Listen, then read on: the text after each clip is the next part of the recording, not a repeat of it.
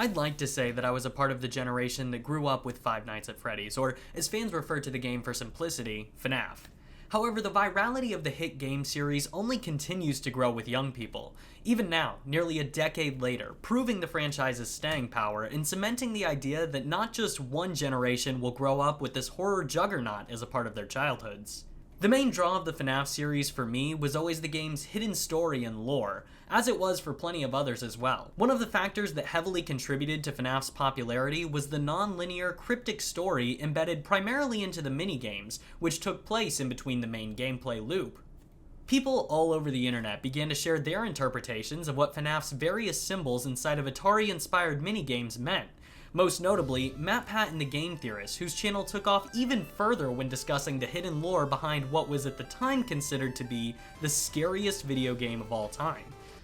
We had much lower standards back then.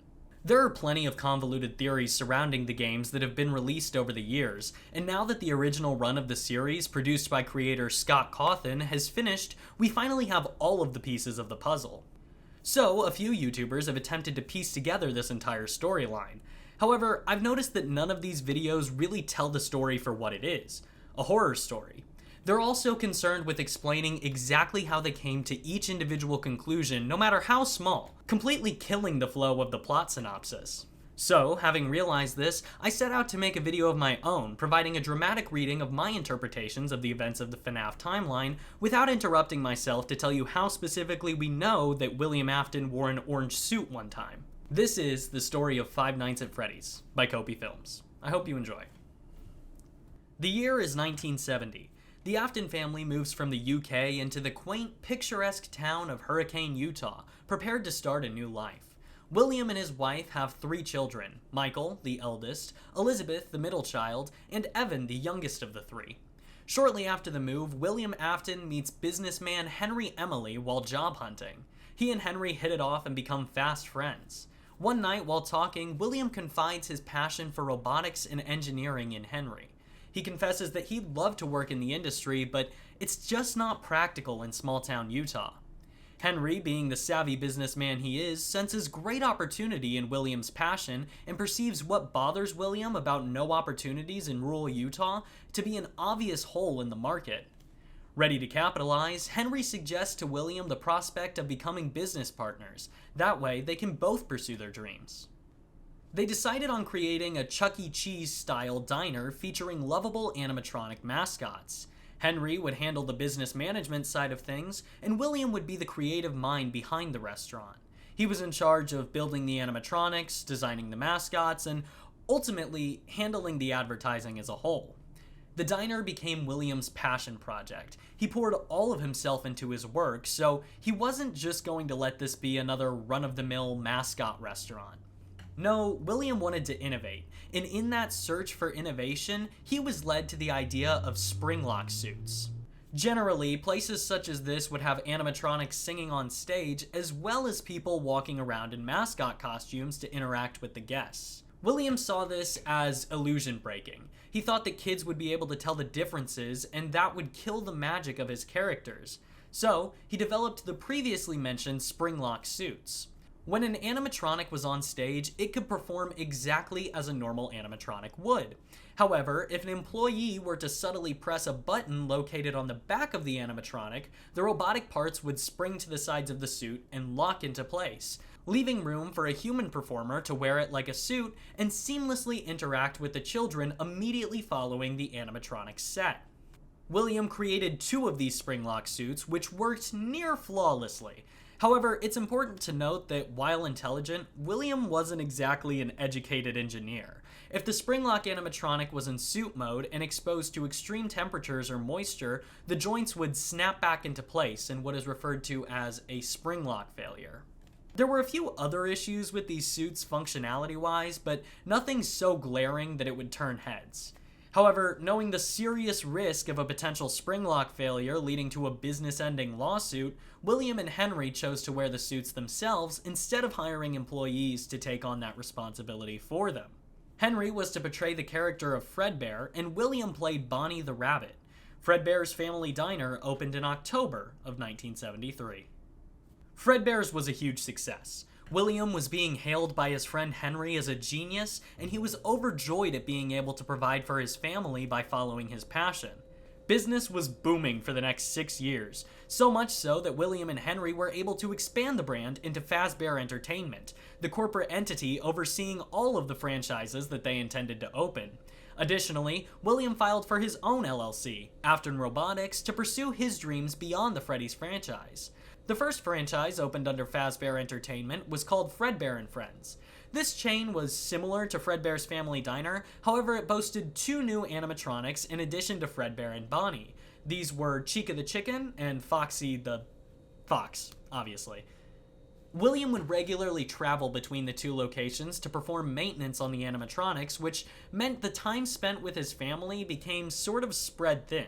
But William always made sure to bring back gifts for his children, most notably masks and plushies depicting his various mascots. Michael and Elizabeth Afton loved their father's creations, but Evan couldn't be further away from that sentiment. He was terrified of William's mascots, and more specifically, the animatronics themselves. Perhaps this fear was born out of resentment towards them for taking so much of his dad's time, but whatever the reason may be, Evan wanted absolutely nothing to do with them. His brother Michael would always tease him for this seemingly silly fear, and wore a Foxy mask to spook and prank Evan regularly. William, knowing how dangerous the animatronics were for someone Evan's age to be around, saw this as a good thing and encouraged Michael's bullying as a way to keep Evan safe until he was old enough to be in less danger and get over his childhood fear. William also placed Fazbear memorabilia, among other things, throughout Evan's room and home to ensure that he wouldn't really be entirely able to escape his fear. A questionable parental decision, admittedly, but as we'll soon find out, William wasn't exactly all the way there mentally. Evan begins to have frequent breakdowns and panic attacks as a result of being constantly exposed to his fear, and Michael's consistent torment of him certainly didn't help things either. Evan began to have vivid nightmares of creatures that resembled the Fazbear and Friends cast stalking him late at night, causing him to be restless and exhausted, leading to even more mental stress. After yet another week of this torment, the family went to Fredbear's once again to celebrate Evan's birthday. While William was busy maintaining the restaurant, Michael was once again tormenting his little brother in the Foxy mask, along with his friends, dressed in Fredbear, Bonnie, and Chica masks respectively. This time, however, the bullying was exceptionally bad, as Michael and Evan were in the lion's den, so to speak, right next to Evan's greatest fear, the animatronics. Michael and his friends lifted Evan up as he sobbed, each grabbing a limb.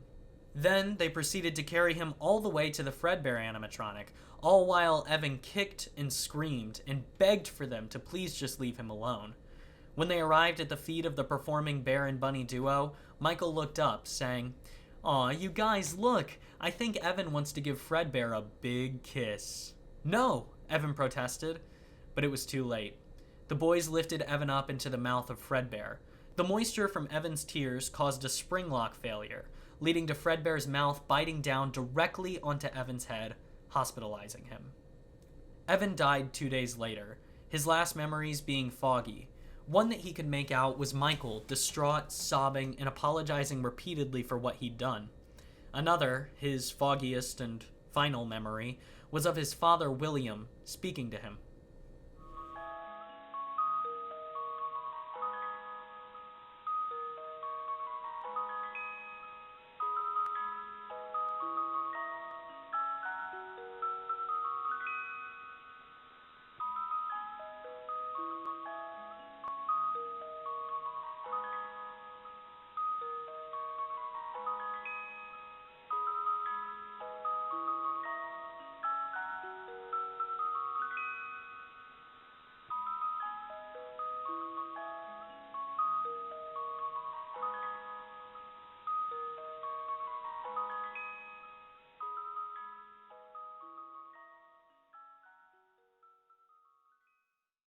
William wasted no time throwing himself directly into his work, experimenting with how he could bring his son back. He knew that Evan's death was the result of not only his creation, but also of his own negligence. As far as William was concerned, he was a murderer. Fredbear's was shut down almost immediately, and the company rebranded their mascot so as not to have the face of the brand be the same one that caused their biggest controversy. Fredbear became Freddy Fazbear, a slimmer brown bear with a black top hat and tie. Additionally, the Springlock suits were deemed unsafe and put out of commission. When removing the Fredbear animatronic from the restaurant, William discovered a breakthrough in his mission to rebuild his son. Somehow, Evan's soul was still alive and possessing Fredbear. William was baffled as to how this could be. His scientific mind was flooded with theories, and he began experimenting in a bunker that he built underneath his family home. The only way to better understand what happened to Evan became apparent to William. Another child had to be killed by an animatronic. William rationalized his murderous intent with the name of science and saving his own son. Already seeing himself as a killer, it didn't really matter much to him anymore regardless. He began to learn and build even more animatronics, these ones designed with the specific purpose of luring and capturing a child. There's no doubting what you've achieved on a technical level. These are clearly state-of-the-art. There are just certain design choices that were made for these robots that we don't fully understand. We were hoping that you could shed some light on those. She can dance. She can sing. She's equipped with a built-in helium tank for inflating balloons right at her fingertips. She can take song requests. She can even dispense ice cream. With all due respect, those aren't the design choices we were curious about, Mr. Afton. The Funtime brand of animatronics were the most advanced that William had ever designed, primarily as a way to distract from their real purpose. Though, as noted in the previous audio clip, this facade didn't last for very long. Circus Baby's Pizza World opened in 1985 as yet another franchise in the ever-expanding Fazbear brand, featuring this clown girl animatronic called Circus Baby as the face of the restaurant.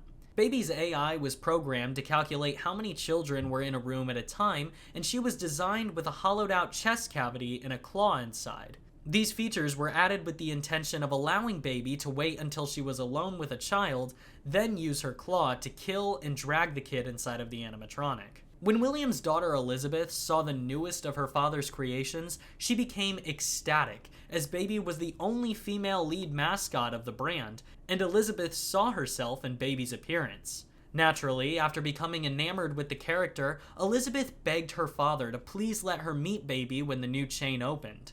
Knowing the danger of this and having grown into a cold-hearted man, William would harshly snap at his daughter every time she asked. Despite this, her pleas persisted. Daddy, why won't you let me play with her? Daddy, you let the other children go see her. Why won't you let me go? Daddy, just once let me go play with her.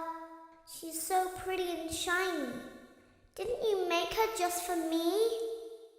Oh, Daddy, let me go to her. Disobeying her father's wishes, Elizabeth snuck off to the grand opening of Circus Baby's Pizza World. Baby was even more incredible to Elizabeth in person. She stared at the robot for hours, until she was the only one left watching her. Did you know that I was on stage once? It wasn't for very long, only one day. What a wonderful day, though. I was in a small room with balloons and a few tables. No one sat at the tables, though, but children would run in and out. Some were afraid of me, others enjoyed my songs. Music was always coming from somewhere else, down a hall. I would always count the children, I'm not sure why. I was always acutely aware of how many there were in the room with me. 2, then 3, then 2, then 3, then 4, then 2, then none. They usually played together in groups of 2 or 3. I was covered in glitter. I smelled like birthday cake. There were 2, then 3, then 5, then 4. I can do something special. Did you know that? I can make ice cream. Although I only did it once. There were 4, then 3, then 2, then 1.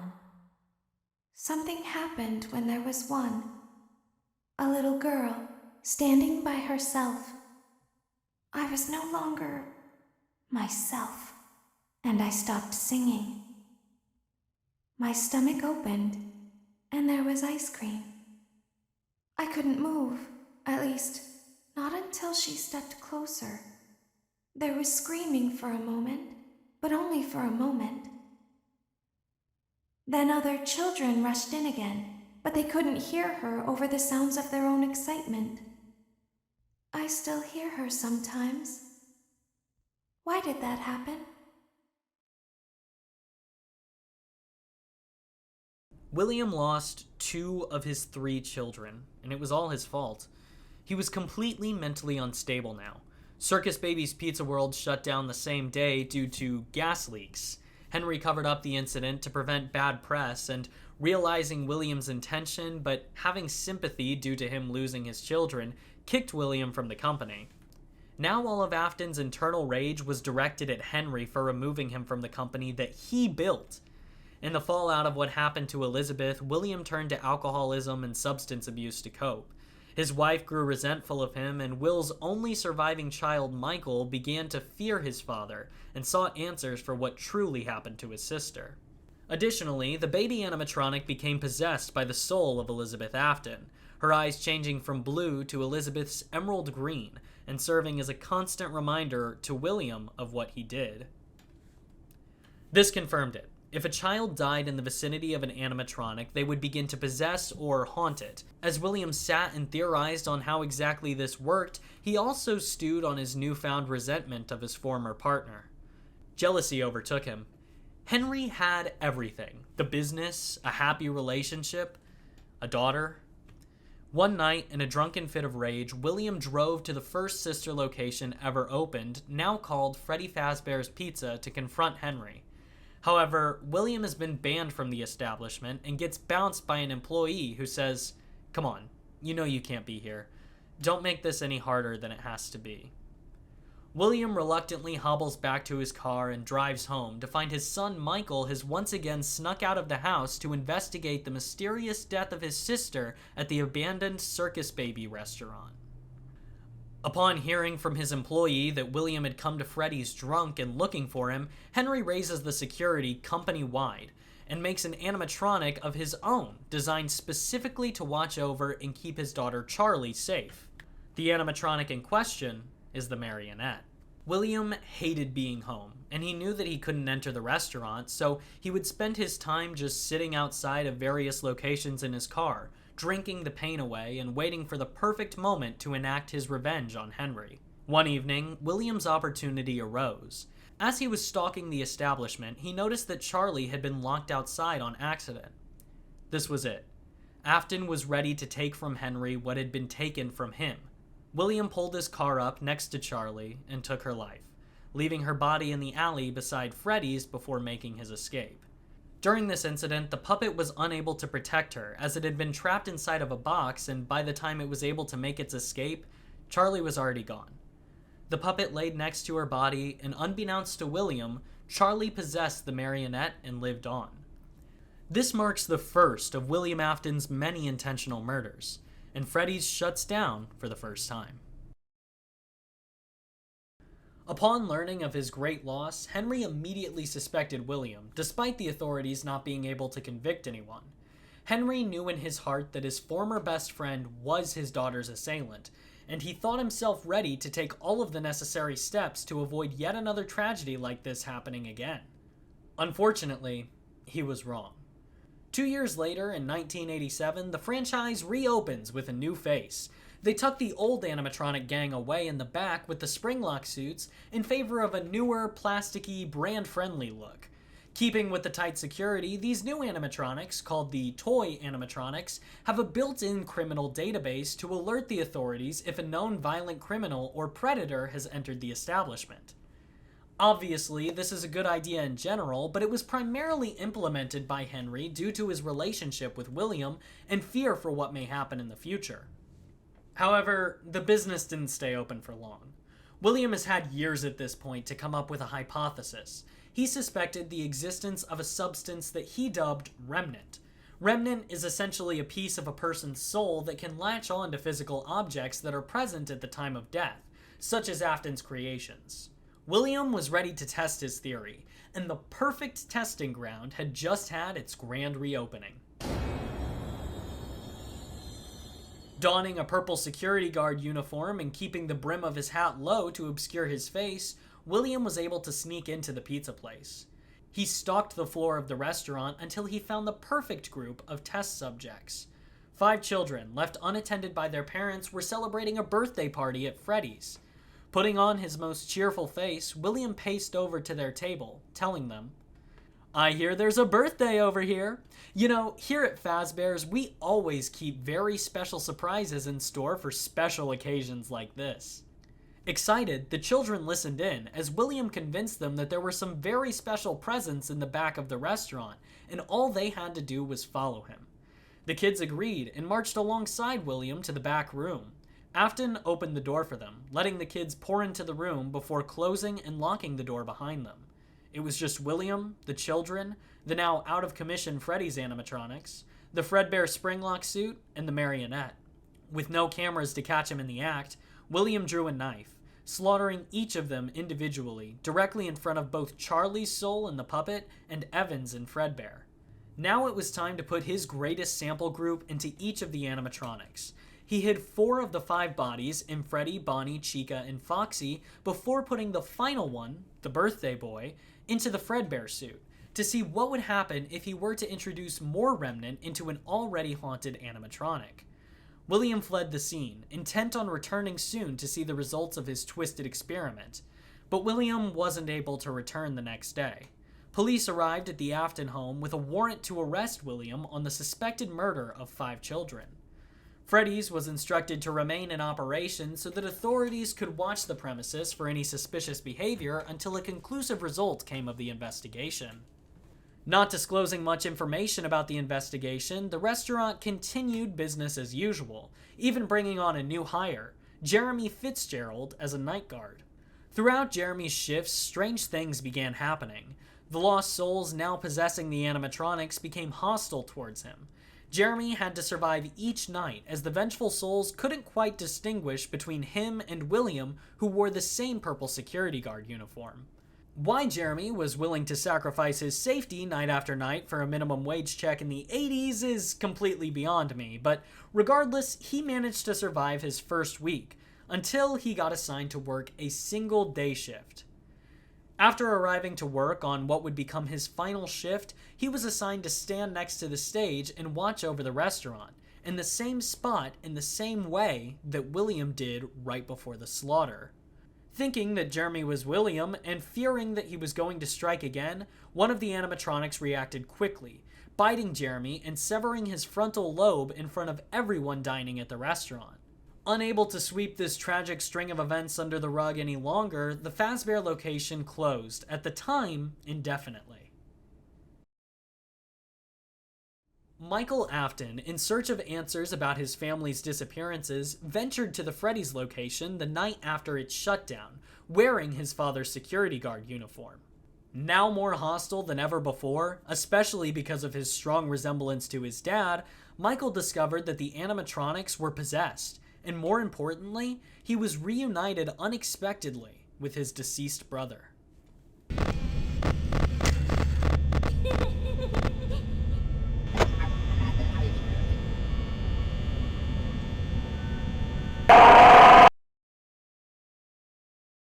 Hello again. Sorry to break the narrative and continuity, but please ignore the change of scenery. These things take a very long time to record, and I didn't want to dig through my dirty clothes to find that red shirt, or wait until nighttime to record, so that way I can get this video out sooner. So just ignore that I am wearing a plain white t-shirt and holding the microphone now. Thanks. The investigation into William proved inconclusive, as they knew that he was the last one seen with the children, but they couldn't find the bodies that Afton hid in the animatronics, so the authorities really had no grounds to convict him or even rule the disappearances as a murder. However, William's ban from Freddy's would now be enforced by police. If he were to return to the premises, they would be the ones to deal with it. Afton abided by these terms, and after this, William isolated himself for years, continuing to research Remnant and how to put his son and daughter back together again, while Michael distanced himself from his father and became obsessed with trying to piece together what exactly had happened to his family. Of course, it didn't take him long to realize that his father William was the man behind the slaughter, although exact details were much harder to put together. Flash forward a bit to 1993, and Michael learns that some of the old animatronics from the 1987 location have been moved to another Freddy's chain to be refurbished and take center stage as the main attraction. These are the same animatronics that William hid the bodies inside of years ago. Now an adult, Michael sees his opportunity and takes it by applying for the night guard position under the alias Mike Schmidt, so as not to raise any red flags with his Afton affiliation. He gets the job and comes even closer to uncovering the truth, realizing that these 5 aggressive animatronics must carry the souls of the 5 victims and his long-dead brother. The robots had a pungent odor that Mike could only assume was from the years-old corpses that had rotted inside of the suits. This piece of evidence clued Michael into what really happened that day with his father. He had killed those kids and then hid them inside of the animatronics. Michael, disgusted at this, made the decision to confront his father personally. One late night while William was hard at work in his study, Michael paid him a visit. Standing behind his dad, who didn't even seem to notice his presence, Michael said, "You killed those kids, didn't you?" "Mike, we've talked about this. I wasn't convicted. You and I both know that I'm innocent." "You weren't convicted because they never found the bodies. I guess they didn't think to check inside of the animatronics." "What did you say?" "They moved your coffins to a new Freddy's location. It's a miracle they didn't discover them after their refurbishment." William is silent for a moment before Michael breaks it, saying, "I'm going to meet with the authorities in the morning. I've already told 2 other individuals what happened, so even if you kill me too, you're still going to prison. Whatever this is, it ends as soon as that testimony and evidence is provided. I just wanted to watch the fear crawl onto your face when you realized that you were done in person." William panicked. Quickly getting out of his chair and throwing Michael out of his way, he bolted to his car and sped to Freddy's. Breaking inside after hours, William disassembled the band of animatronics to remove the evidence, unintentionally unleashing the vengeful spirits inside, who chased William to enact their justice upon him. Terrified, he runs to the back room, which is in rough shape, with stains on the walls and dripping condensation from the ceiling. Noticing his old spring-lock bodysuit, William acts quickly, climbing inside to hide from the spirits in an attempt to convince them that he's one of them. Drip. Drip. Drip. The water falling from the ceiling drops into the suit, the moisture causing yet another spring-lock failure. And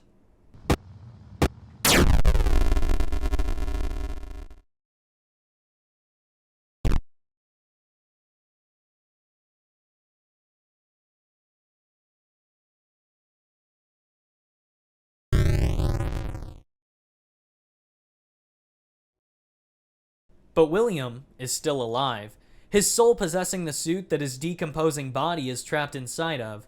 The spirits disappear, and William is left alone, locked in the back room, a room that was soon to be walled off for decades, leaving this monster completely isolated. 30 years later, in 2023, all Freddy's locations have shut down.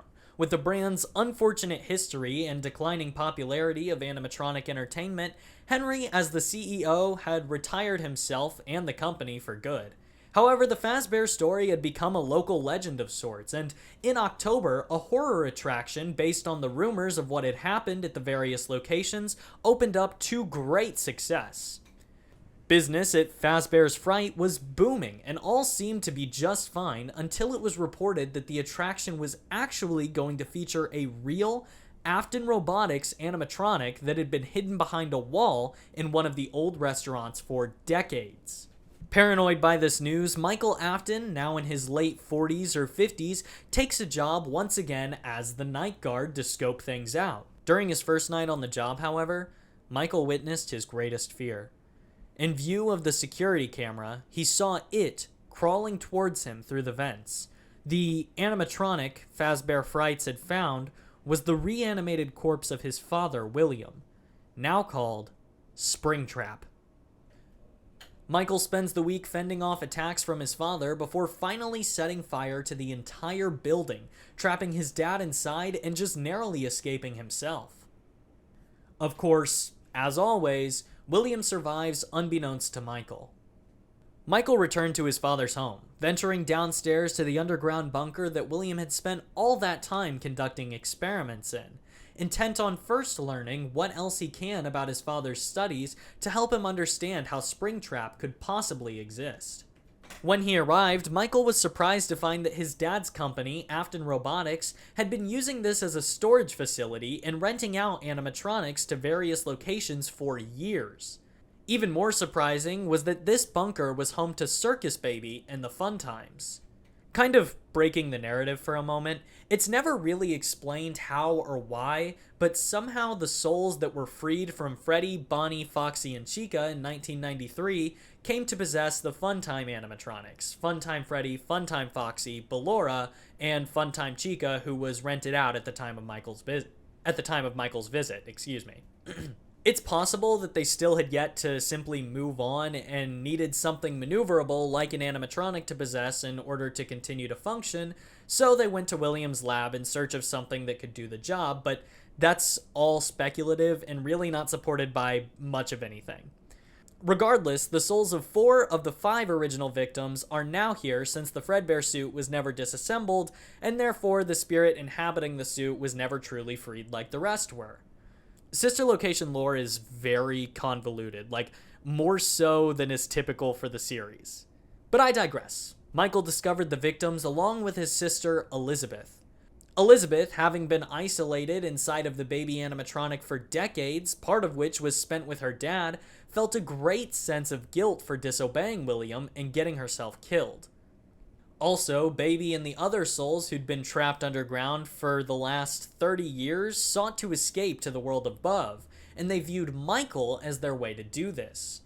Elizabeth gained the trust of Michael, exploiting his remorseful and kind heart until she betrayed him on the 5th night that he was in the bunker by luring him into what the animatronics called the scooping room. The scooping room is a bin with a claw called the scooper meant to hollow out the inside of animatronics and infuse remnant into them. Baby brought Michael to this room before using the machine on him to hollow out his insides, killing him, and allowing the collective consciousness of Elizabeth and all of William's victims to possess Michael and walk on the surface among the rest of the people. This worked for some time. However, after a while, Michael's corpse naturally began to decompose, and the souls, now calling themselves Ennard, abandoned their new skin suit in favor of hiding in the sewers, once again away from society. But Michael, having been infused with remnant, and just because no one in the Afton family really ever dies, becomes a zombie of sorts, possessing his own rotting corpse. Breaking the narrative once again because the events of Sister Location are so confusing, this is also where it's revealed for the first time in canon that Springtrap survived Michael's arson. Additionally, Michael is somehow made aware of this fact, leading to the following speech which recaps Michael's perspective at the end of the game. Father, it's me, Michael. I did it. I found it. It was right where you said it would be. They were all there. They didn't recognize me at first, but then they thought I was you. And I found her. I put her back together, just like you asked me to. She's free now. But something is wrong with me. I should be dead, but I'm not. I've been living in shadows. There is only one thing left for me to do now. I'm going to come find you. I'm going to come find you.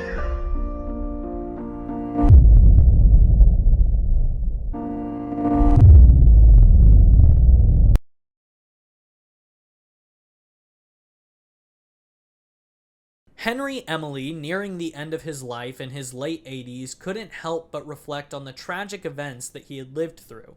He was the CEO of Fazbear Entertainment. He knew that William killed those kids. He knew that they possessed the animatronics, and he knew that the burden he felt at the loss of his own daughter was one that he let spread to so many other families due to his negligence and refusal to actually do anything substantial against Afton. The guilt of a life spent in silence set in, and Henry knew that he had to do something. In 2025, Henry opened one final Freddy's chain in an attempt to lure all of the key players in this story in for one final stand against William Afton and a chance for the spirits to be laid to rest after all of this time. Henry managed the restaurant, Michael came out of hiding to take the job as the night guard, Evan and the first murder victim named Cassidy, I forgot to mention that earlier, also arrived in the Fredbear suit. Ennard returned with a new face as Molten Freddy, as upon learning that she was sympathetic to Afton, the souls kicked Elizabeth from their collective consciousness. It's hard to say. Elizabeth also returned in a new body made of mashed together robot parts, now called Scrap Baby. And finally, Springtrap enters, unable to keep himself away from such an interesting opportunity. The only one who didn't show up on their own volition was the marionette, Charlie. Henry expected this and designed a new animatronic, Lefty, specifically to capture her and bring her there. Throughout his week on the job, it was Michael's responsibility to bring in all of the animatronics from the alleyway outside of the building without dying. Simple. Regardless, he was able to accomplish this task, setting the stage for Henry's final plan to unfold. However, on the final night, Baby caught Michael off guard. She began to gloat about her oncoming victory before being interrupted by Henry, taking his last stand. You played right into our hands. Did you really think that this job just fell out of the sky for you? No. This was a gift for us. You gathered them all together in one place, just like he asked you to. All of those little souls in one place, just for us. A gift. Now we can do what we were created to do and be complete. I will make you proud, Daddy. Watch, listen, and be full. Connection terminated. I'm sorry to interrupt you, Elizabeth, if you still even remember that name, but I'm afraid you've been misinformed. You are not here to receive a gift, nor have you been called here by the individual you assume, although you have indeed been called. You have all been called here, into a labyrinth of sounds and smells, misdirection, and misfortune. A labyrinth with no exit, a maze with no prize. You don't even realize that you are trapped. Your lust for blood has driven you in endless circles, chasing the cries of children in some unseen chamber, always seeming so near, yet somehow out of reach. But you will never find them. None of you will. This is where your story ends. And to you, my brave volunteer, who somehow found this job listing not intended for you.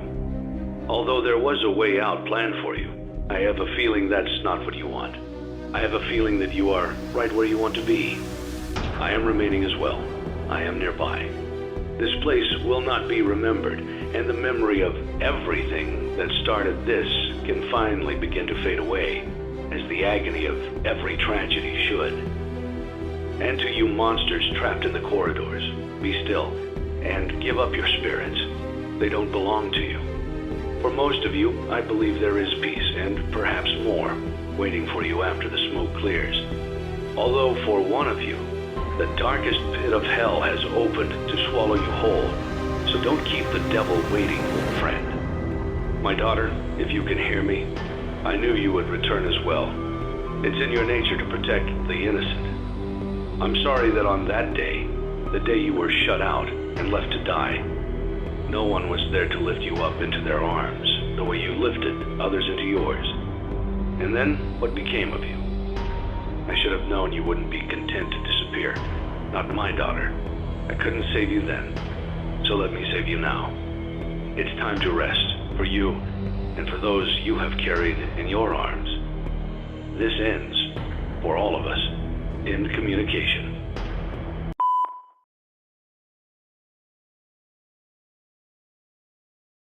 Henry burned down everything, sacrificing himself, setting the souls free, and sending William Afton right where he belongs.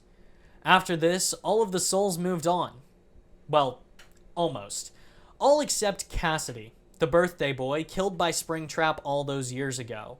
While everyone did move on to the afterlife, Cassidy was not so keen on simply letting go like the others.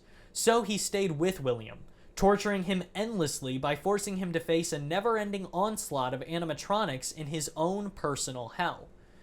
And that is how the original Five Nights at Freddy's series ends, with William defeated, all the tragedy fading into obscurity, and the vengeful spirit sacrificing his own chance at rest just to make Afton suffer an ounce of what his victims went through in the afterlife. The end. However, this is real life. And in the real world, Five Nights at Freddy's makes a ton of money as a franchise. So the original indie developer, Scott Cawthon, sold the rights to the game dev studio Steelwool, who's made a few FNAF games since. Personally, I don't consider these games canon to the story of FNAF, partly because they're not a part of Scott's original vision, and partly because they don't really interest me like the others do. However, for the sake of keeping you all up to date on all of the FNAF lore, I'll quickly recap the Steelwool games. Years after the arson event that ended the series, Fazbear Entertainment commissions a video game developer to make games about the supposedly untrue rumors of the brand's past to poke fun at them and get back in the good graces of the public. This works for the most part, however, a computer virus version of William Afton gets uploaded into the game and causes the beta testers to go crazy. One even, cuts his face off like the Joker or something. I don't really get it. Another one of the beta testers, Vanessa, becomes a follower of Afton, now using the name Glitchtrap. Also, Vanessa changes her name to Vanny and goes crazy. This was originally to show how Afton was going to sort of pass on the torch to the new antagonist, but in FNAF Security Breach, they sort of sidelined that idea in favor of shoving the real William Afton, who once again survived the arson, along with Molten Freddy at the very end of the game. I'm talking about the last 10 minutes. This guy is revealed with no setup. Other than those details, there's not a lot that happens really. This little kid, Gregory, befriends a silly little Freddy animatronic that may or may not be somehow possessed by Michael Afton, and he also gets locked in this big mall called the Pizzaplex through the whole game where Vanny hunts for him. Also, Fazbear Entertainment is no longer a retired business and is instead the equivalent of Disney in this world. The corporation is huge. Also, there's a DLC for the game that released this month, which I haven't played, so I can't really comment on. I've heard mostly good reviews though, so maybe it's worth checking out after all. Regardless, I don't really see any of this as canon and prefer to only think of FNAF 1 through 6 as the game's story, which is what I laid out before this section. Side note, if you've played it and are watching this, let me know in the comments if the Ruin DLC is worth playing. I might check it out if a decent amount of you recommend it to me. And that concludes a very rough recap of the events of the Steelwool games. Hopefully it made some amount of sense to you, but it really doesn't to me either, so I'm not exactly the authority to explain that side of the series. Other than that, I hope you enjoyed the video. FNAF as a series will always be a very important one to me, and while I may not have gotten every detail right, I hope I was at least able to tell an interesting story to you through this video. It took a lot of effort to produce, so if you made it this far, do me a favor and subscribe. My analytics show that 98.3% of you are non-subscribers. It costs nothing and helps out my small channel greatly, so I'd really appreciate it. But without much more to say, I have been KopieFilms. This has been the story of Five Nights at Freddy's, and please remember, believe to achieve. Bye, guys. Hi, I am once again shooting this end card in a sort of vlog style, I guess. So yeah, first of all, this video was a few days late getting out, so I just wanted to apologize for that, but you know, life happens and we live and learn. Hopefully this will not be a recurring issue, but I was only a couple days late. If you are new to the channel and want to stick around, like I said before, I'd really appreciate you subscribing. I've got even more Five Nights at Freddy's related content coming out pretty soon.